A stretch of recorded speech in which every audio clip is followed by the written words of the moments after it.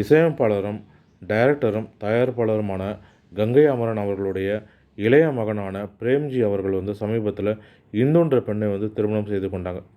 இவர்களுக்கு திரையுலக பிரபலமே நேரில் வாழ்த்தும் தெரிவித்தாங்க.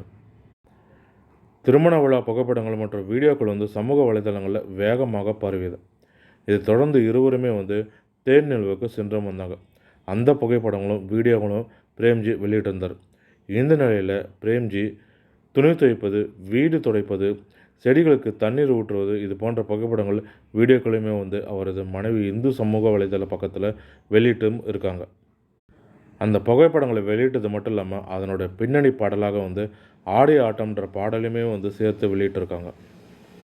இந்த புகைப்படங்களை பார்த்து அவரது ரசிகர்களுமே எப்படி இருந்த மனுஷன் இப்படி ஆயிட்டாரே, தலைவனுக்கு வந்த சோதனை பாருன்னு பல கமெண்ட்டுகளும் அவரது ரசிகர்கள் பதிவிட்டும் வராங்க.